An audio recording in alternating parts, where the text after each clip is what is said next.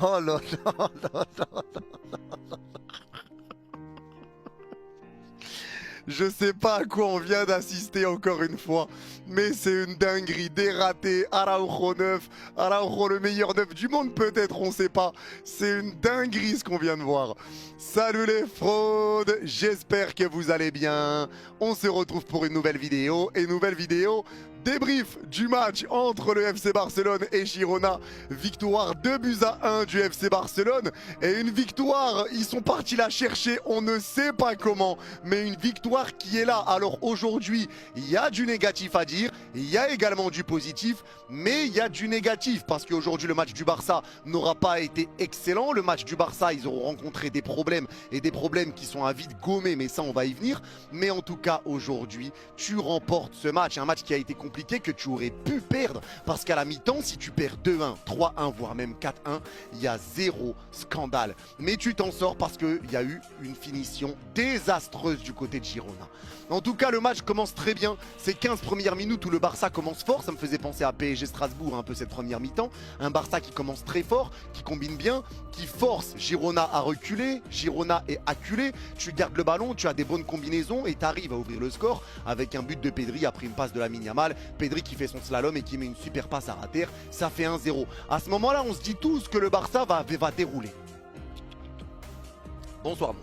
Bonsoir non, parce que j'ai l'impression que ce but du FC Barcelone a fait plus de bien à Girona que de mal à Girona. Parce qu'à ce moment-là, ils se sont dit, bon, bah maintenant on va arrêter d'essayer de verrouiller, on va essayer de jouer au football. Et à partir de là, Girona a commencé à ressortir les ballons. Le pressing du Barça n'était pas bien exécuté. Girona ressortait tranquillement et les passes en profondeur, elles passaient trop facilement dans le dos du Barça. Et je vais même rajouter quelque chose dont on ne parle pas beaucoup quand on parle des face-à-face. Il y a eu des ratés. Il y a eu des ratés. Il y a deux face-à-face qui partent. C'est des pertes de balles barcelonaises. Une perte de balle de Koundé, une perte de balle de Pedri. Et ça crée deux face-à-face pour Girona. Et derrière, ta défense a eu beaucoup de mal. Et ça a été une première mi-temps où tu te fais exploser après les 15 premières minutes. Tu galères, tu souffres, tu laisses Girona repartir vers l'avant, tu presses mal, Girona ressort, Girona combine et Girona garde un petit peu le ballon. Alors le Barça se crée quand même des petites situations, il y a des parades de Gazzaniga, il faut le dire, qui fait un super match aujourd'hui parce que ça aussi, on oublie de le dire, on parle beaucoup des ratés de Girona mais on parle pas beaucoup des parades qu'a fait Gazzaniga. Sur l'ensemble du match, il y a eu énormément d'occasions barcelonaises et des belles parades de Gazzaniga. Même à un partout, l'occasion de Jong, la frappe et l'arrêt qui fait, il y a eu des situations pour Barcelone.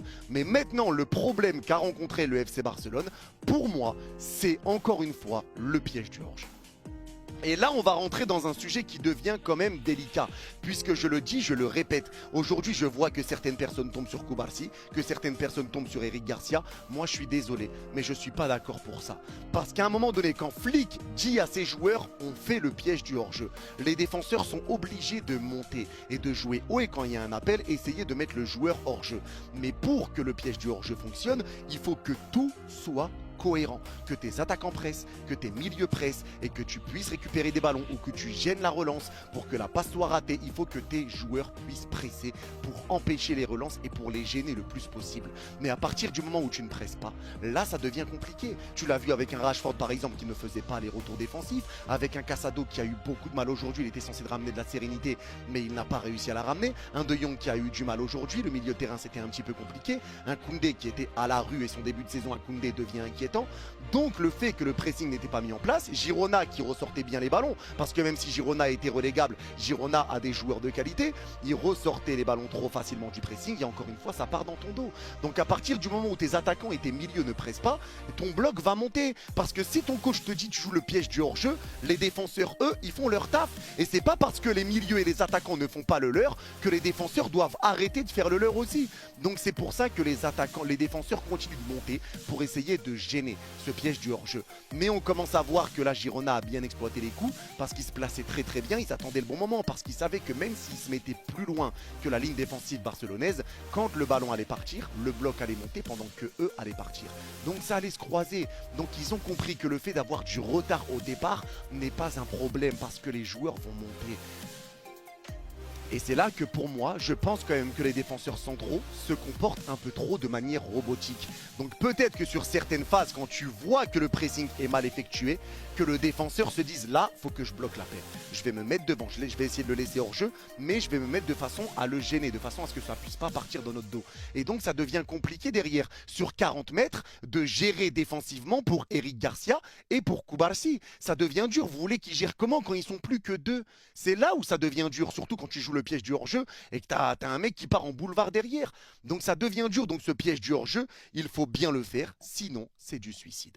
Et ça, je le répète encore une fois. Donc peut-être arrêter de faire ce piège du hors-jeu, c'est une possibilité, mais aussi changer de tactique défensive. Parce que pour moi, un joueur comme Christensen mérite des titulaires. Un joueur comme Araujo mérite des titulaires. Ils doivent être titulaires, ces joueurs-là. Peut-être qu'Eric Garcia mériterait d'être latéral droit là en ce début de saison, à la place de Jules Koundé, quand tu vois le début de saison de Jules Koundé. Si on parle de méritocratie, pour moi, la défense c'est Christensen, Araujo, Koundé. Et ça, c'est une réalité. Mais maintenant, il ne veut pas faire confiance à Christensen, il le fait quasiment jamais jouer titulaire, alors qu'à chaque fois que Christensen est là, il te fait énormément de bien. Et c'est des joueurs qui sont grands, physiques, qui mettent de l'impact et qui peuvent faire peur aux attaquants adverses. Alors que Koubarsi et Eric Garcia, compliqué de faire peur.